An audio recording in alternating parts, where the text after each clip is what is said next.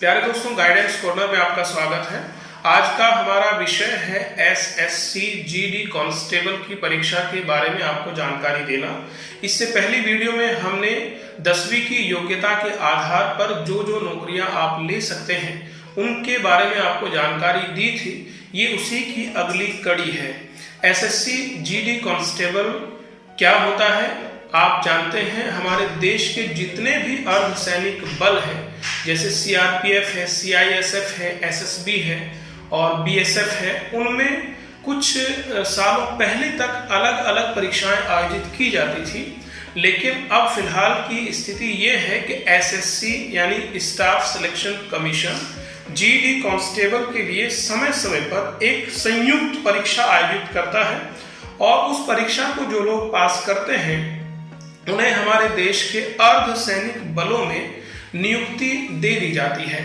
तो इसके अगर हम योग्यता की बात करते हैं यानी क्वालिफिकेशन की अगर हम बात करें तो इसमें आपको केवल 10वीं पास होना चाहिए किसी भी बोर्ड से, एनआईओएस से या जो भी रजिस्टर्ड बोर्ड है, वो किसी भी प्रदेश का किसी भी निकाय का हो सकता है। तो वो केवल आप 10वीं पास और उसमें परसेंटेज की भी कोई ज़रूरत नहीं होती है। यानी कि अगर आपने 10वीं पास किया है और आपकी सेहत अच्छी है, हाइट अच्छी है और आप एकदम फिट हैं, तो ये जॉब अपॉर्चुनिटी आपके लिए बहुत अच्छी है और ये बहुत आसानी से आप ले सकते हैं। इसकी एज लिमिट 18 से 23 साल है। जो रिजर्व कैटेगरीज हैं उनके लिए एज में थोड़ा सा रिलैक्सेशन दिया गया है। आमतौर से इसके जो एप्लीकेशन फॉर्म है वो जुलाई अगस्त में आ जाते हैं जब भी एसएससी निकालता है, और उसका जो परीक्षा है वो अक्टूबर नवंबर में आयोजित हो जाती है और एप्लीकेशन फीस मात्र 100 रुपये है। और वो भी जो रिजर्व कैटेगरीज हैं, एससी एसटी या एक्स सर्विसमैन, उनके लिए कोई फीस इसमें नहीं है। और अगर हम रिजर्वेशन की बात करते हैं तो इसमें जो सबसे महत्वपूर्ण रिजर्वेशन है वो 10% ईएसएम यानी एक्स सर्विसमैन के लिए है। उसके अलावा जो भारतीय विधि के अनुसार जो आरक्षण व्यवस्था है, जो रिजर्वेशन सिस्टम है, जैसा एससी एसटी ओबीसी या ईडब्ल्यूएस का जो रिजर्वेशन सिस्टम है वो इसमें लागू होता है।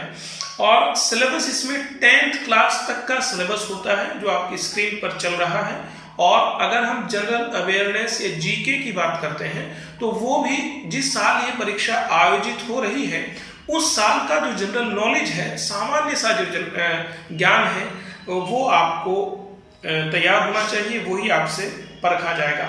एग्जाम पैटर्न इसमें क्या होता है, इसमें 3 पड़ाव होते हैं। पहला आपका रिटर्न होगा, उसके बाद फिजिकल एफिशिएंसी टेस्ट होगा, उसके बाद फिजिकल स्टैंडर्ड टेस्ट होगा और उसके बाद में आपका डॉक्यूमेंट वेरिफिकेशन हो जाएगा। तो जो पेपर फर्स्ट है यानी कि जो आपका एग्जाम होगा वो आपका ऑनलाइन मोड पे कंप्यूटर बेस्ड एग्जाम होगा और एक पेपर केवल 90 मिनट का होगा जिसमें 100 प्रश्न होंगे। 25 प्रश्न जनरल इंटेलिजेंस या रीजनिंग के होंगे, 25 प्रश्न आपके जीके जनरल नॉलेज के होंगे, 25 प्रश्न आपके मैथमेटिक्स के होंगे और 25 प्रश्न आपके हिंदी या इंग्लिश किसी भी एक भाषा से होंगे। इस तरीके से आपका 100 नंबर का ये पेपर होगा। इसमें नेगेटिव मार्किंग भी होगी। अगर आपका एक प्रश्न गलत हो जाता है तो आपका 1/4 यानी 0.25 नंबर कट जाएगा। ये परीक्षा अगर आप पास करते हैं और इसका रिजल्ट आते ही उसमें आपका नाम आता है तो फिर आपका दूसरा पड़ाव यानी फिजिकल एफिशिएंसी टेस्ट, ये नॉर्मली रनिंग होती है, तो उसमें आप शामिल होते हैं। और रनिंग क्या है कि मेल कैंडिडेट्स के लिए 5 किलोमीटर 24 मिनट में है, फीमेल के लिए 1600 मीटर 8.5 मिनट में आपको रनिंग करना होता है। जो रिजर्व कैटेगरीज हैं उनके लिए भी इसमें रिलैक्सेशन दिया हुआ है जो आपके स्क्रीन पर चल रहा है। उसके बाद अगर आप ये रनिंग एग्जाम भी क्वालिफाई करते हैं, पास करते हैं, तो उसके बाद में आपका पीएसटी यानी फिजिकल स्टैंडर्ड टेस्ट होता है जिसमें आमतौर से आपकी height, chest and weight measure किया जाता है। हाइट जो एक नॉर्मल कैंडिडेट है, मेल के लिए 170 सेंटीमीटर, फीमेल के लिए 157 सेंटीमीटर, वही रिजर्व कैटेगरीज के लिए इसमें भी रिलैक्सेशन है।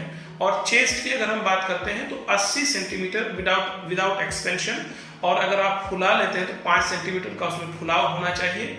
और अगर वेट आपका हाइट के अकॉर्डिंग बैलेंस वेट होना चाहिए। और अगर आप ये दोनों पड़ाव भी पास कर लेते हैं तो उसके बाद में आपका डिटेल मेडिकल एग्जामिनेशन या डॉक्यूमेंट वेरिफिकेशन होगा, और उसमें आपके जितने भी सर्टिफिकेट्स हैं वो चेक किए जाएंगे और आपका एक तरीके से जो मेडिकल परीक्षण है वो भी होगा।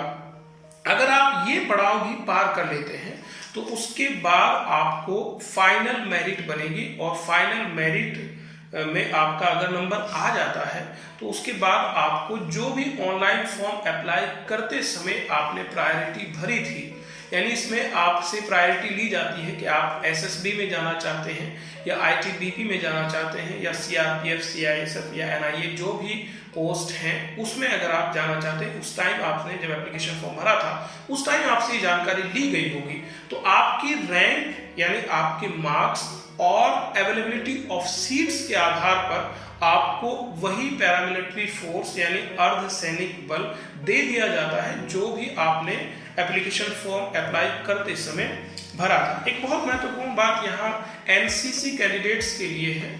एनसीसी कैंडिडेट्स के पास जो सर्टिफिकेट है, अगर आपके पास ए लेवल का सर्टिफिकेट है, ए सर्टिफिकेट है तो आपको 2%, बी सर्टिफिकेट है तो 3%, और अगर सी सर्टिफिकेट है तो आपको जो फर्स्ट पेपर हुआ था उसमें 5% का बोनस अंक दे दिया जाता है। ये बहुत महत्वपूर्ण बात है।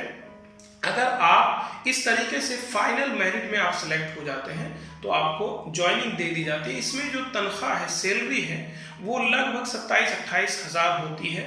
तो इस तरीके से आप बहुत कम एजुकेशन लेकर भी ये एक गवर्नमेंट जॉब ले सकते हैं, जो सेंट्रल गवर्नमेंट की जॉब है, जो एक बहुत अच्छी जॉब है। इस जॉब में सिलेक्ट होकर आप देश की सेवा कर सकते हैं और अपने परिवार का अच्छा खासा भरण पोषण कर सकते हैं।